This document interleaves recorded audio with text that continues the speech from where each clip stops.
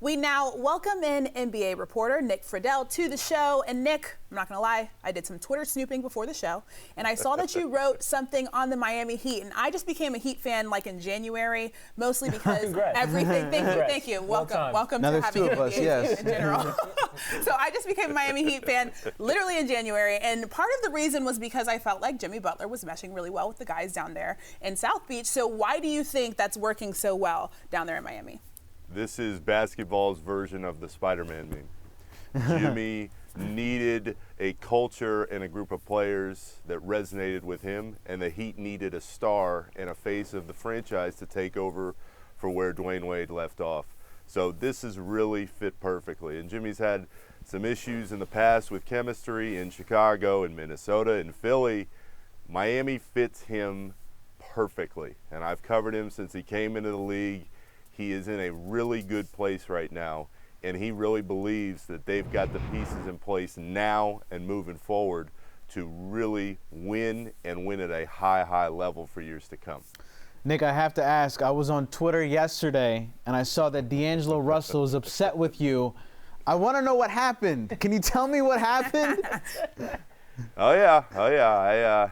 That was quite the surprise to wake up from a nap from. I went on Rachel's show, I went on The Jump, and I said that Karl-Anthony Towns was not mature enough, in my opinion, to be that face of the team and to be that player that organization Minnesota can build around. I said that as much as the Warriors liked D'Angelo, they just didn't believe that he was a fit long-term either. And I'd say this, guys, look, I really liked my time in dealing with D'Angelo on a regular basis.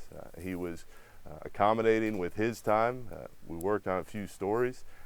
And I still remember the start of media day a few months ago. He came up to me, and I wasn't high on that trade to begin with. But D'Angelo came up to me. We shook hands. I introduced myself again. He said, "I got to tell you something."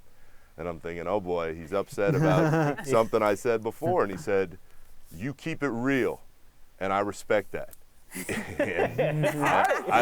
I was just doing and saying what I believe, and I don't believe that Towns is the long-term answer there. And if it doesn't work, I understand why they made that move, because those guys are close friends. But if it doesn't work in the next year, Towns is the guy to me that you move, because I think the league is starting to find out that he's putting up a lot of numbers, and he's an unbelievable talent. But does he have the leadership, and is he mentally tough enough to take that team from where they are, they're really bad, to another level? And I have serious doubts, but we'll find out. But, yeah, that was quite the surprise last night. Yeah. Nick Friedell getting the official title of Real One from D-Lo. Shouts out to you for that. Sounds like D-Lo was just looking out for his mans, and I imagine that's what Giannis Antetokounmpo is doing a lot of for his brand new son, and Liam being welcomed to the world this week.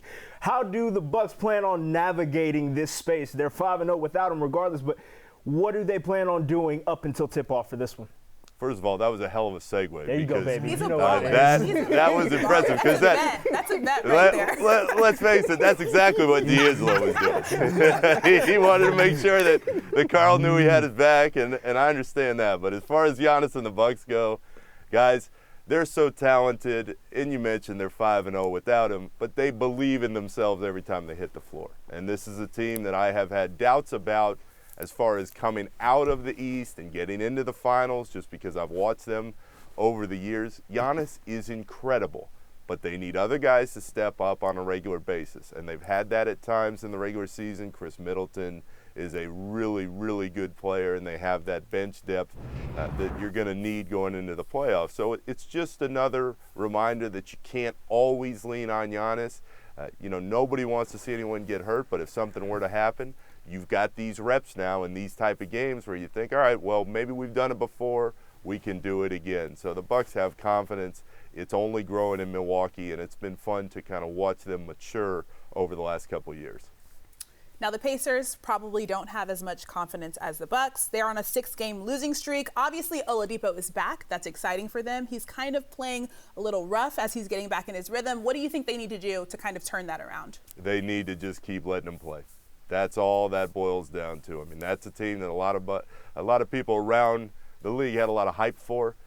But you've seen it. When he comes back, there's always that adjustment period. How is this going to work? How does everybody fit back in together? I like Indiana's structure. I just don't know if they have the talent to take the step that they wanted to. But you've still got 30-plus games in the regular season to try and figure it out. So the only way to figure it out is to keep letting those guys go out there and work through all their issues on the floor. That team still has talent. You just wonder if they're going to be able to turn around to the level that they wanted.